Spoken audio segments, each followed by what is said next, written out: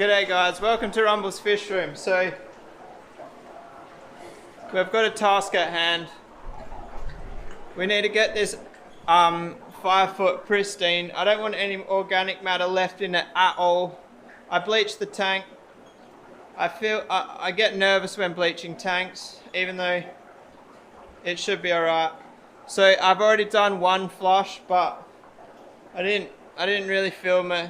It was gross. Like, if you guys have ever used tetracycline, I think it's called, something like that. Anyway, if you've used it, you'll understand how disgusting the tank goes. So basically, I'm just going to siphon it back out now, and I'll tell you what my plans are. Alright, so for siphoning, it's already started. I always keep this hose, like, try and keep a bit of water in it, and then that way you just lift the hose and you don't have to suck on the end of it. You'll notice there's water everywhere because I ripped all the filtration out. It's all sitting over there, and you'll notice that we've got the fiberglass sitting there. That means that we could be doing the ply tanks real soon. Anyway, so I just turned the hose off. There's not much left in here really. The first clean actually did a better job than I was expecting. It's actually a pretty nice tank, really. It's got a couple of chips in the paint, but nothing major. It was pretty dirty, guys. As for like organic matter as well, I'm definitely due for a filter clean around the room. Whether that could have helped with Charles, I don't think so. It definitely wasn't dirty, as in unlivable, but it did have a bit of organic matter happening. So basically, we're gonna vac this and then fill it back up. And I'm gonna throw a cull in there, one of the flower horns. And when I say cull, I'm not gonna throw it. It's a maybe cull, not a cull. And then I suppose I told you guys yesterday I would explain to you what my plans are. So I think I'm gonna make 4 dividers. So we got 1 foot each, and we're going to put 5 fish in here. Alright, I'm still continuing to try to do what I got to do because I got a lot to do this afternoon, but we'll keep talking at the same time. So the problem I'm going to have is, now that Charles is gone, we have to replace him. So that's not a drama. We've got fish to replace him. We got plenty of fish to replace him. There's baby Charles here. There's baby Charles here. There's baby Charles everywhere. We've got baby Charleses in IBCs. Right there. We've got baby Charleses in 8 foot. There's literally 1,000 in that 8 foot. Now obviously, so we've got 1,500 babies of Charles, roughly. So then we need to cull. Then we're going to lose a heap to aggression. Then a heap of them are going to be females. So basically, I'm going to say 10% are keepers out of the whole lot, if I want to keep my standards as high as possible, which is my plan. I don't plan on keeping more than 10% of 1,500. That's 150 fish. I don't want to flood the market with these fish. I want to sell them appropriately for a good price, and basically keep the value there, you know what I mean? So then we got 150 fish out of this whole lot. So then we take the females out of that. We'll say 75 females. That leaves me with 75 boys to choose from, which is a shitload still, isn't it? 75. Now that I've said that it would seem like less in my head before I thought about it. Anyway, so then we got 75 boys to choose from. So I've told people that I'll be selling, that they can buy a child's fry off me in about 4 weeks from now. The problem with that is 4 weeks is long enough for me to select culls versus sellers, but 4 weeks isn't long enough for me to pick the best single fish for my future breeding. Well, I'm going to pick 5 because we're putting 5 in that tank, which means that selling the Charles batch, the first batch, is probably going to be on hold for now.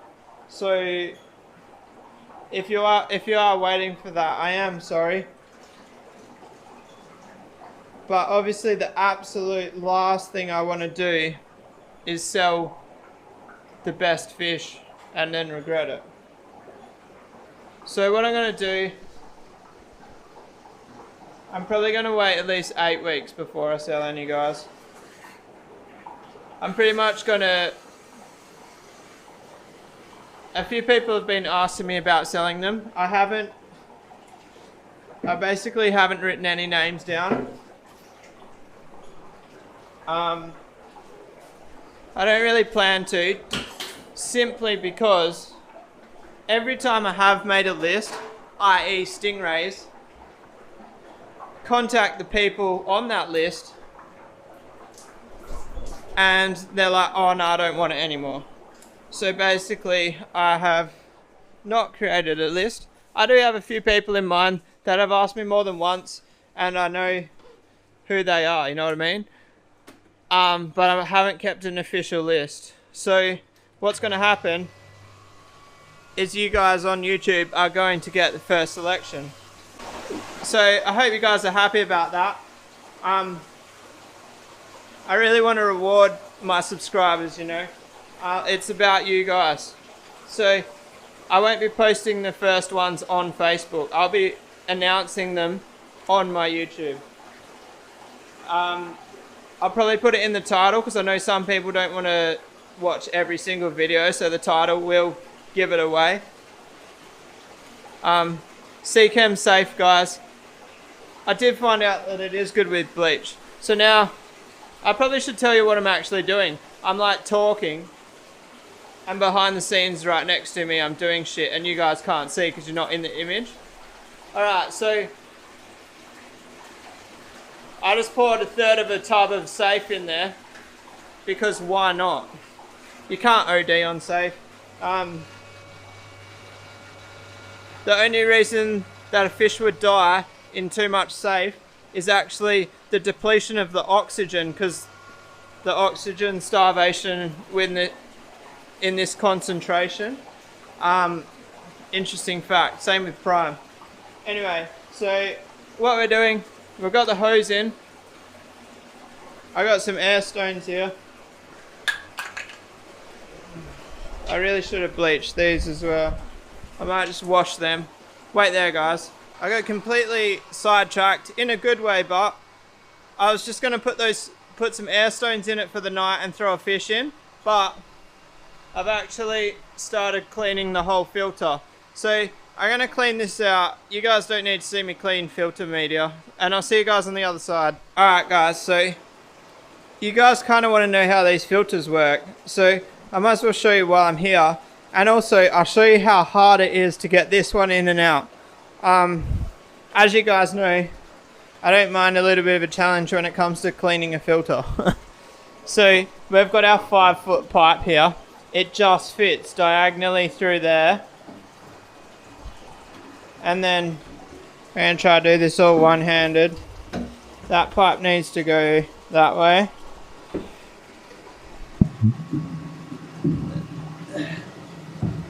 Then we get this pipe in here.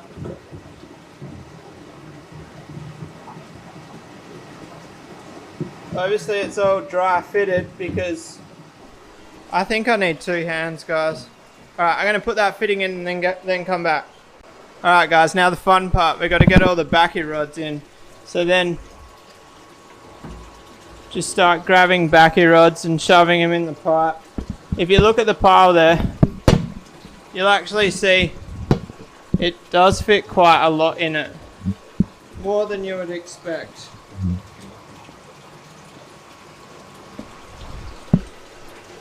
Stop recording. Alright, and then there's one lucky last backy rod, which actually lives in here. So we're using all the space we can. So then these are just airlifts, guys. There's just little holes down the bottom of these. If you don't know how an airlift works, jump back in my videos and you'll see. I'm actually thinking about modifying these. Basically, I think I can get better flow out of them. Oh, this is actually quite hard to get on, guys. And then there's two little elbows that live on them.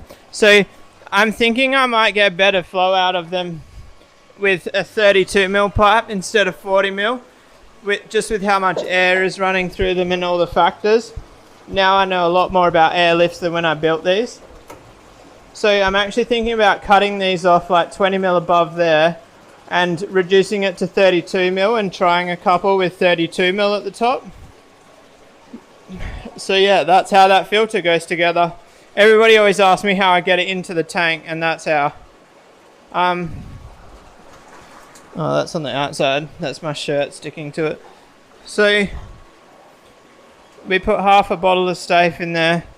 The filter's back in. I just got to connect the hose up. I've just got a loop blocking it at the moment. That went way quicker than I was expecting, guys. This is ready for fish. Oh, so a disclaimer. This is not going to be cycled because I bleached it, obviously, and the medication. I'm not sure what I'm going to do yet. I'm either going to do a fish cycle and just use Seachem Safe, but that means that I have to dose the tank with Safe like twice a day for 5 to 6 weeks, which would be kind of annoying. And also I'm putting expensive fish in it, so that'd be bad. The other option is take those sponges off and put them up there and put those sponges down here. Now, that also scares me because of everything that's happened. The last thing I want to be doing is cross-contaminating any tanks. So I don't know what to do. And I don't want to pull filters out of an African tank and put them in a flower horn tank. Actually, you know what? I could probably steal filters from the IBC. That's got 2 sponge filters in it. I'm pretty stoked. I'm pretty confident they'll be disease-free because those fry have been in there since 1 centimetre. And if any of you guys are wondering how much water these move, check that out. So don't forget, they'll actually move more water as this water level comes up. They're rippers of filters. They pump the water through. But yeah, I still stand by the point. I think I can get better water flow with 32mm instead of 40mm. Because it would be like a tighter circumference, more air in the space, and I just think it would be better.